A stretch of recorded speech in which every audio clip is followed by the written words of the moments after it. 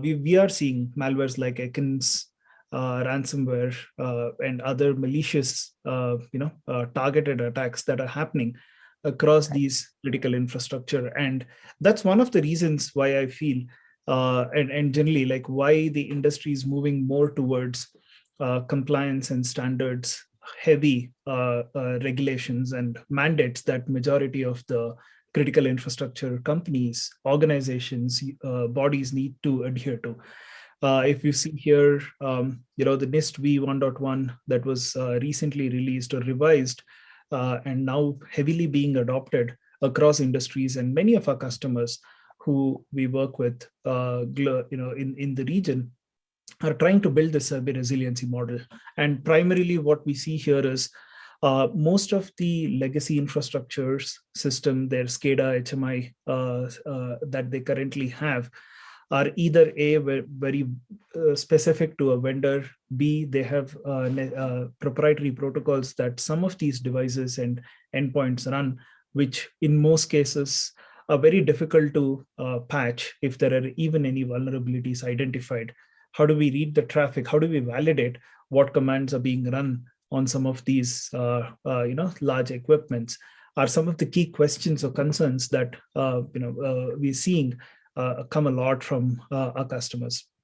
And that's where the cyber resiliency model is driving that mandate culture across industry leaders, where they're now focusing on how do we identify what is there in the network, how well do we know what's out there, what does our visibility look like, how do we protect it, do we have enough mechanisms to protect specific security controls that are very relevant to my industrial or my critical infrastructure. But having these two is great, but what we've seen is that it never is sufficient, especially in security. So having an eyes on glass view in order to detect, respond, and what does my recovery mechanisms look like?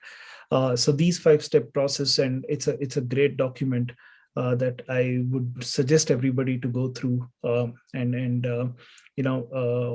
are the controls that are necessary, which is specific to your organization in addressing some of these large targeted attacks that we are seeing within this critical infrastructure. Adding to that, we are also very familiar with IEC 62443, NERC compliance, where both these standards are practiced across layers, different layers within the Purdue model. So we talk about layer 2 and below, and then there is the upstream, which connects back to the enterprise infrastructure. So when there are systems that has been operating for decades without any changes, some of the questions, even when deploying security specifically for the industry, we're seeing that how is this A, going to impact our network, and B, we have had these systems for ages now. We have not been under risks so far, and we've not been targeted.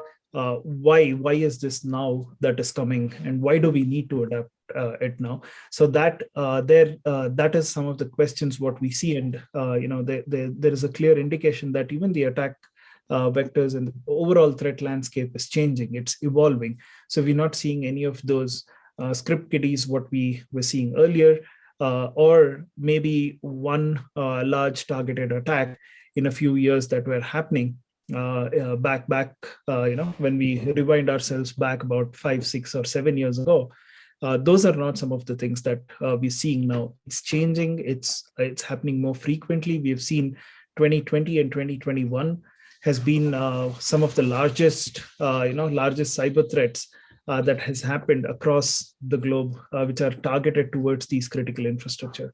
So as we see, it'll be an interesting space to see how well the companies will adopt some of these models and get familiarized in having necessary security controls.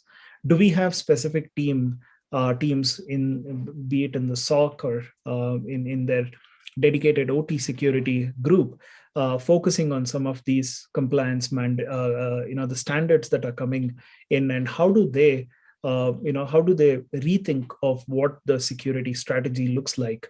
Will be an interesting process that I think all of us will go through this.